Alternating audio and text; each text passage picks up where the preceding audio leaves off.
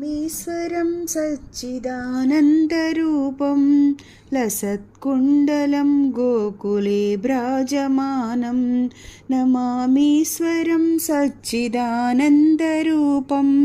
लसत्कुण्डलं गोकुले भ्राजमानं यशोदाभियो लोकलुब्धावमानं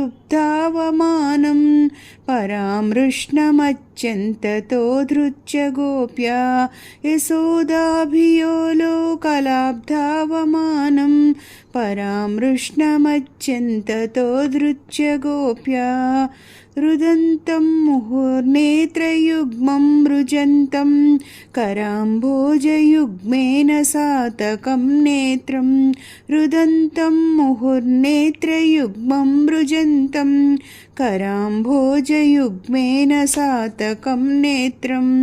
मुहुःश्वासकम्पत्रिरेखाङ्ककण्ठा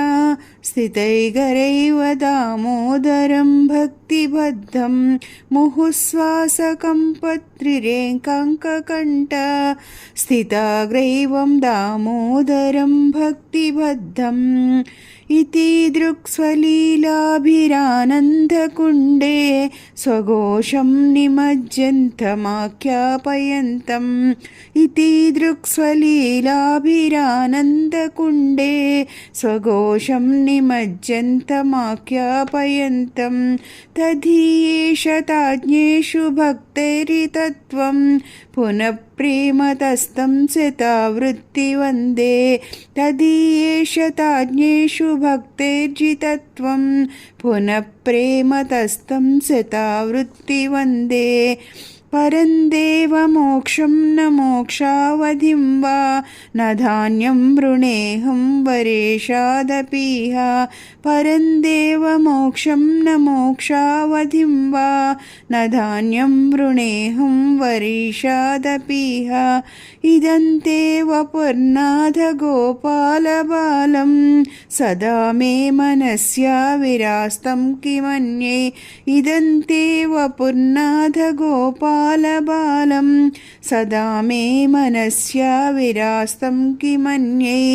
इदं ते मुखाम्बोजमत्यन्तनीलै वृतं कुन्तलै स्निग्धरक्तै च गोप्या इदं ते मुखाम्बोजमत्यन्तनीलै वृतं कुन्तलै स्निग्धरक्तै च गोप्या मुहुःसुम्भितं बिम्बरक्ताधरं मे मनस्या विरास्तं मलं लक्षलाभै मुहुच्चुम्बितं बिम्बरक्ताधरं मे मनस्या विरास्तं मलं लक्षलाभै नमो देवदामोदरानन्त विष्णो प्रसीद प्रभो दुःखजालाब्धिमग्नम् नमो देवदामोदरानन्त विष्णो प्रसीद प्रभो दुःखजालाब्धिमग्नं कृपादृष्टिवृष्ट्यातिदीनं बतानो गृहाणे समे मज्ञमे झक्षिदृश्य कृपादृष्टिवृष्ट्यातिदीनं बतानो गृहाणे समामज्ञमे झक्षिदृश्य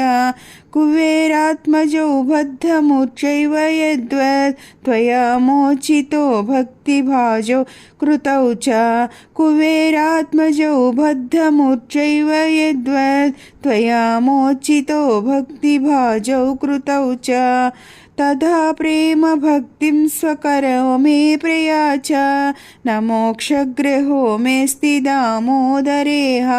तथा प्रेम भक्तिं स्वकरो मे प्रयाच न मोक्षे गृहो मेऽस्ति दामोदरेह नमस्तेऽस्तु दाम्ने स्फुरदीप्तिदाम्ने त्वदीयोधरायुध विश्वस्य दाम्ने नमस्तेऽस्तु दाम्ने स्फुरदीप्तिदाम्ने त्वदीयोधरायुध विश्वस्य दाम्ने नमो राधिकायै त्वदीयप्रियायै नमोऽनन्तलीलाय देवाय तुभ्यं नमो राधिकायै त्वदीयप्रियायै नमोऽनन्तलीलाय देव्याय तुभ्यं